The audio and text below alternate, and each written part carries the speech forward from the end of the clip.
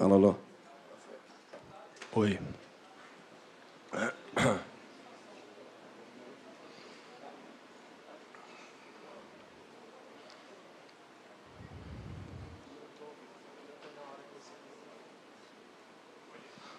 Boa noite a todos. Vamos então dar início à entrevista coletiva com o técnico Thiago Carpini, após a vitória do São Paulo sobre a Portuguesa, no estádio Morumbi. Boa noite, Carpini, tudo bom? Chamou a atenção no jogo de hoje, mais uma vez, como a bola parada, o São Paulo está conseguindo se aproveitar para destrancar jogos que sempre são bem difíceis. Queria que você falasse dessa tua relação de treinamentos, como é que você enxerga a bola parada ser uma saída para o São Paulo, e queria que você falasse também especificamente sobre o segundo tempo, quando a Portuguesa se lançou sem muito medo e deu uma pressão no São Paulo mesmo jogando fora de casa. Obrigado. Bom, boa noite a todos. Eu penso que a bola parada hoje ela define muitos jogos, né? Então a gente tem que ter sempre um cuidado, uma atenção especial, seja ela ofensiva ou defensiva. Voltando um pouco aí no jogo de Mirassol, nós tomamos um gol de bola parada no momento em que estávamos controlando a partida. Não digo que estávamos melhor, mas era uma partida sob controle. E que uma situação de bola parada pode tomar outro caminho para a partida. E hoje foi de maneira favorável. A gente trabalha muito isso sim, nós temos bons batedores e bons cabeceadores, né? Hoje ainda nós não tínhamos também o Diego, que fez o gol na estreia. Normalmente a bola parada, o Wellington Rato que tem feito, o Nicão fez muito bem. Vale ressaltar também a assistência dele, voltando a atuar pelo São Paulo, fazendo uma grande partida, inclusive a assistência no escanteio. Então eu vejo isso de maneira muito positiva, mas muitas coisas a evoluírem, a se treinar, né, a criar alternativas. O problema é tempo para a gente poder fazer isso, né? Nós jogamos em Mirassol na terça-feira, chegamos na madrugada, quarta-feira uma folga, e você já tem que pensar um pouco na carga, no que nós programamos para o São Paulo nesse início. Eu espero no futuro próximo que o São Paulo tenha mais alternativas em bola parada, ofensiva, defensiva, principalmente na ofensiva, onde a gente tem esses pontos positivos. Em relação à Portuguesa, é perfeitamente aceitável, né? O segundo tempo da Portuguesa foi muito bom, se lançou, né? Criou muita dificuldade.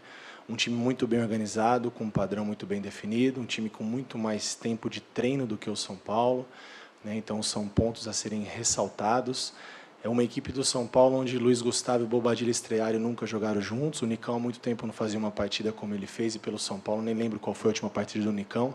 Então todo jogo você tem que girar o elenco, você tem ganhos e perdas. O ganho na parte física, minimizar alguns erros, mesmo assim eles acontecem, como aconteceu com o Igor hoje. Não digo que seja um erro, mas perdemos ele talvez aí para a próxima partida, vamos ter essa informação mais precisa a partir de amanhã. Mas, por outro lado, você perde em conjunto, em padrão, em definições, em trocas, em movimentações. Uma porque os atletas estão se conhecendo, e outra porque você não tem tempo para trabalhar tudo o que a gente imagina para o São Paulo. Então, eu tenho priorizado muito mais o comportamento individual, né, os conceitos que a gente acredita, e o coletivo a gente tenta ir dando algumas direções muito em cima do bom trabalho já deixado e principalmente da capacidade dos atletas que nós temos. Carpini, tudo bem? Boa noite. Você não completou nem 10 treinos ainda no São Paulo, e você vai ter uma semana que você tem um clássico histórico de uma rivalidade gigante, de um tabu gigante e uma decisão de um título, por coincidência, com outro rival.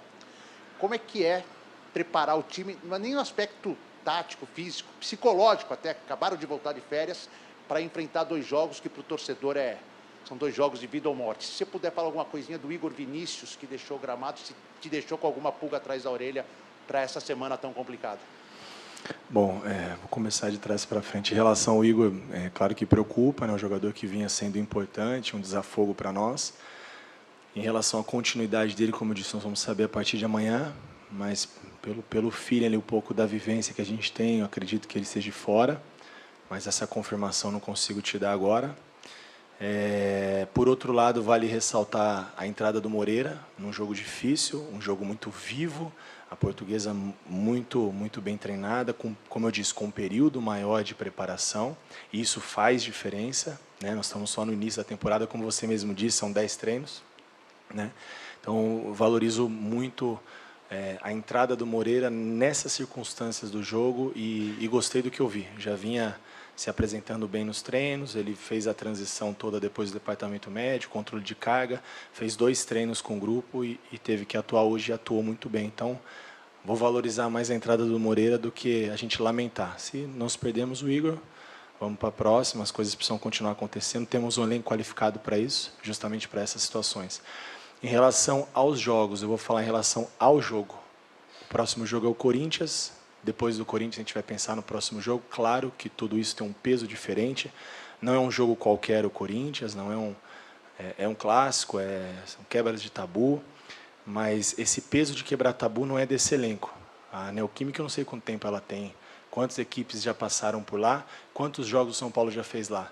Não era esse elenco. Esse peso não é nosso, esse tabu não é nosso. Se nós tivermos a oportunidade, nós vamos ter na terça-feira, de fazer um grande jogo e conseguimos isso, fantástico. É um grupo que segue fazendo história como já foi desde 2023.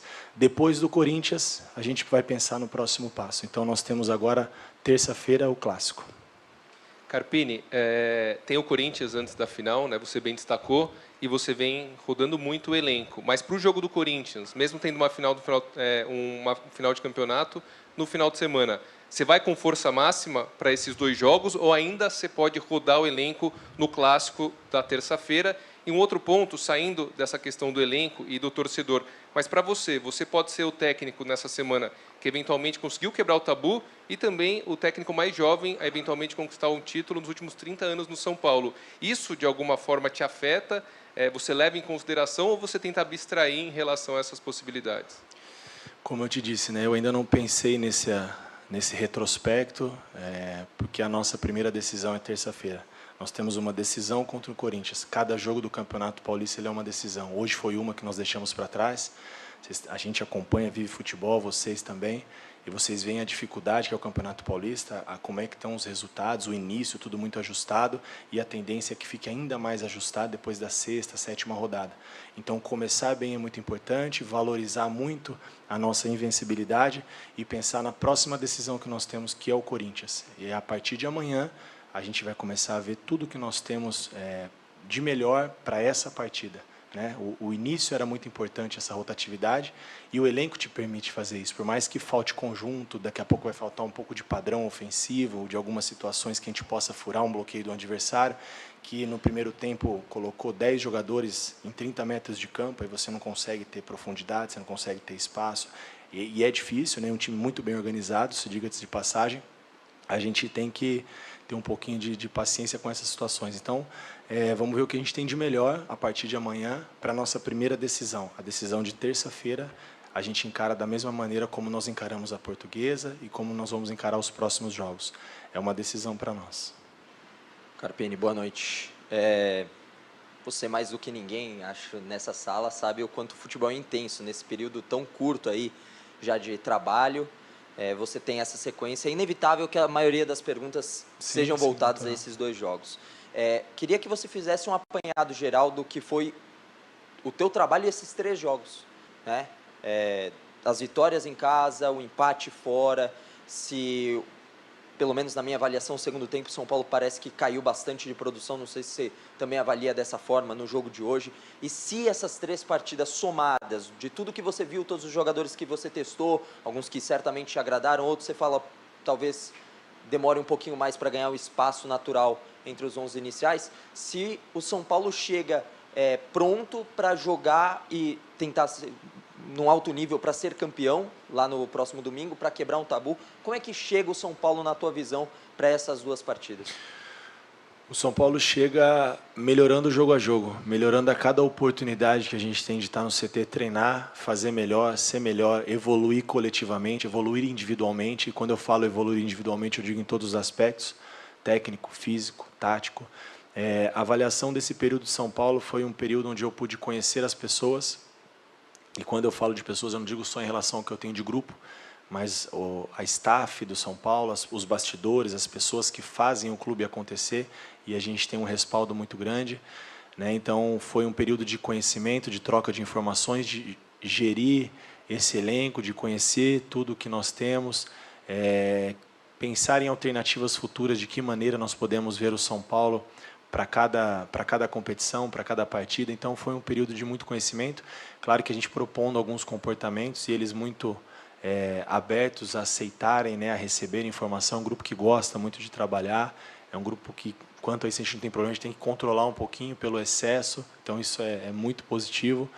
E é um grupo que gosta de informação, gosta de conceitos, gosta de ideias novas. Então, a gente procurou também trocar muita informação e trabalhar em cima disso para a gente procurar, mesmo com pouco tempo, colocar, né, um pouco do que a gente imagina para o São Paulo no decorrer da competição, do decorrer do nosso ano, da temporada, não só dessa competição em si. E como eu disse nas perguntas anteriores, é natural que fala-se muito da decisão da Supercopa, mas isso não é um discurso meu aqui para não falar da decisão, é um discurso interno. É um grupo muito focado, muito comprometido, e a gente tem falado muito do jogo a jogo. A gente só, durante esses dias entre Mirassol e Portuguesa, só se falou da Portuguesa. Agora a gente só vai trabalhar em cima desse clássico fora de casa. Depois desse clássico a gente pensa no próximo. Em relação à evolução do São Paulo, ela vai ser de maneira gradativa. À medida que a gente conseguir repetir um pouco mais as escalações, a gente começar a criar alternativas, a gente começa a ter um São Paulo que vai evoluir mais em todos os aspectos. Isso é natural. E é natural que a equipe da Portuguesa ela consiga, como ela conseguiu em alguns momentos, incomodar e ser melhor na partida do que foi o São Paulo. Dificilmente você vai ser melhor com o adversário 90 minutos, isso não acontece. E nisso entra isso que eu te disse, conjunto. O Luiz Gustavo, vocês sabem, tem 10 meses que não atuava, né, muito tempo sem fazer uma partida, nunca jogou com o Bobadilla. O Calleri foi um cara que a gente sacrificou um pouquinho mais no volume dele, mas era previsto por conta de tudo que já foi trabalhado. O Nicão voltando a atuar, então assim, é muita coisa. É natural que a gente, em algum momento do jogo, a gente passe por dificuldades, e o mais importante é que a gente, nesses momentos, saber sofrer, ser forte, ser competitivo, ser um time aguerrido como nós fomos. E, independente de qualquer coisa, o ajuste com a pontuação ela é muito melhor do que em outras situações que nós já vivemos aqui. Carpini, boa noite. Boa noite. O que de fato teve o Lucas? Você conta com ele para os 2 próximos clássicos ou você ainda tem alguma dúvida? E sobre Rames, Rafinha, Michel e Eric, eles já estão prontos? O Lucas treinou já com o grupo, né? O jogo de hoje nós somos um pouco mais precavidos. Ele se colocou à disposição, ele queria participar. E como eu falo, às vezes a gente tem que frear um pouco o ímpeto desses atletas, porque eles querem muito. A mesma situação foi a do Igor. Eu fiz um esquema, por exemplo, em Mirassol, voltando um pouquinho para responder a sua pergunta, com 3 zagueiros para o Igor, pensando no Igor, pensando em não ter o Igor e poupá-lo. A gente organizou 3 zagueiros para tentar descansar. E mesmo assim a gente precisou dele um pouquinho no final, e hoje esse incidente pode ser que a gente perca ele em algumas rodadas, ou tomara que não. Em relação aos outros, eles não vinham treinando ainda com elenco, equilibrando o controle de carga, volume, densidade, tudo o que estava dentro do programado. Hoje pela manhã, no treino de alguns atletas não relacionados, eles participaram normalmente das atividades. Claro que agora que eles foram inseridos no processo do contexto de grupo, de agora em diante eles passam a ter mais condições de atuar, à medida que a gente tenha o feedback também do atleta, quando ele se sinta confiante, talvez no seu melhor nível não, porque aí chega um momento do treino que precisa do jogo, né? Mas eu acho que talvez seja um pouco precoce ainda, mas como eu te disse, a partir de amanhã a gente vai ter um feedback. O Rafinha treinou hoje com o grupo, o Rames treinou com o grupo, o Michel treinou com o grupo, o Lucas treinou com o grupo, e todos se sentiram muito bem. Agora é mais a gente controlar a carga para não acontecer o que aconteceu com o Igor. Eu sei que o torcedor, assim como eu, quero todos os atletas à disposição, que a gente quer ver todos atuando aqui no Morumbi, nos ajudando. Mas para não acontecer o que aconteceu com o Igor, a gente está tendo esses cuidados, e mesmo assim acaba acontecendo como foi no dia de hoje. Então, daqui a pouco a gente vai ter todos à disposição. Carpini, boa noite. Você tem uma dupla muito consolidada de meio de campo com Pablo Maia e Alisson, né? Eles são muito entrosados entre eles, mas também com o time. E hoje você colocou Luiz Gustavo e Bobadilla, já falou deles individualmente, mas eu queria que você falasse deles como uma dupla. Como é que você viu esses 2 jogadores, pensando até em outras oportunidades de repetir esse time? Bom, o Luiz é um cara muito lúcido, né? Muito vivido. A carreira dele fala por si só. É um líder nato, um cara muito positivo. Como eu disse, vai sofrer um pouco ainda com a sequência de jogos, conforme ele for tendo as oportunidades, pelo período de inatividade. Bobadilha é tudo aquilo que nós acompanhamos, né? O São Paulo fez o monitoramento do Cerro, mas nós, desde a nossa chegada, nós procuramos conhecer melhor o atleta e entender também dele de que maneira ele se sente melhor. Eu não trataria nem como duplas, né, definidas, mesmo porque em alguns momentos da competição nós podemos fazer um tripé, e aí nós temos 2 jogadores de corredor, Alisson e Bobadilha, com muita força, o Pablo, o cara que pode dar uma sustentação. Quando nós precisarmos de um jogo, nós temos o Luiz, que pode fazer esse primeiro homem do tripé defensivo, iniciar uma jogada com qualidade, com bola longa, com passe entre linhas. Então a gente ganha alternativas, né? Acho que não dá para definir duplas, porque nós estamos com pouco tempo de trabalho e a gente está dando continuidade em algumas coisas que vinham sendo feitas e muito bem feitas. Então, acho que à medida que a gente tiver tempo e a melhor condição física, a melhor organização coletiva, a gente pode também criar outras alternativas para o São Paulo que vai ser necessário. Carpini, boa noite. Você já falou algumas vezes que talvez algo que você gostaria de melhorar ainda no São Paulo é a bola parada ofensiva, né? Que tem alguns pontos ainda que você gostaria de mudar. E hoje você contou com um jogador como titular, que é o Luiz Gustavo, e ele é seu meio-campista mais alto. Você já falou da experiência dele, de tudo isso.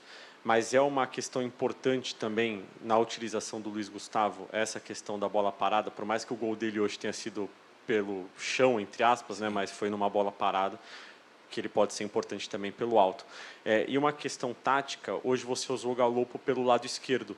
Não sei se como ponta, mas o meio-campista ali pelo lado esquerdo. Ele já tinha jogado nessa função, você conversou com ele, e se é realmente uma possibilidade que você pensa para a temporada, ou foi uma questão pontual para o jogo de hoje, diante das possibilidades que você tinha? Obrigado. Boa noite. Em relação ao Luiz, claro que a estatura do Luiz faz diferença numa bola parada, seja ela ofensiva ou defensiva.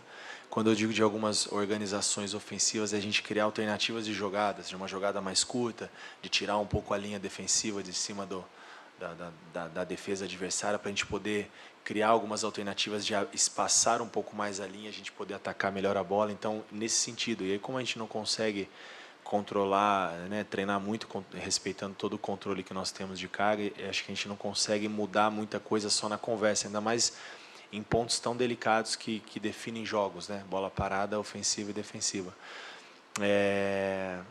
A outra, Galopo. A ideia do Galopo, como eu disse, nós temos alguns atletas dentro do elenco que eles conseguem fazer várias funções, e o Galopo é um deles. Terminou como um falso 9 ali, com um pouco de mobilidade, coisa que ele já fez no São Paulo anteriormente. Não é onde ele se sente mais à vontade, isso é uma conversa que eu já tive com ele, mas é um cara que consegue vir flutuar entre linhas e ataca bem o espaço. Muda um pouco da característica de um 9 que nós temos, como é o Calheri, um cara brigador, que sustenta de bola final, né? Então, a ideia do Galopo era a gente ter o que nós tivemos até os 35, mais ou menos, no segundo tempo, que eu acho que foi onde eles suportaram também fisicamente, que é a posse de bola ofensiva, a movimentação entre linhas no campo defensivo da Portuguesa, que nós fizemos bem até o momento do gol, né? O Galopo vinha flutuar de fora para dentro, mais ou menos como fez o Lucas na nossa estreia contra o Santo André, porém o Galopo vem como um meia, e o Lucas um meia que quebra mais linha com drible, com agressividade, então muda-se um pouco a característica, mas a gente consegue ganhar também alternativas para daqui a pouco usar assim o Galopo nessa função. Como eu disse anteriormente na outra pergunta, quando nós fizermos uma situação de um tripé com 2 corredores, no Banfield ele fez muito essa função, e eu falei isso com ele já, então a gente está tendo convívio, e eu gosto muito dessa conversa do atleta, desse feedback. Uma coisa são as minhas ideias, e outra coisa é ele se sentir melhor para entregar o melhor, e que para eu também possa cobrar o melhor, porque a partir do momento que a gente define uma situação e onde ele se sente bem, onde ele se sente melhor, nessa função, ele vai ser, como todo, sempre cobrado muito para exercer aquilo que ele tem de melhor.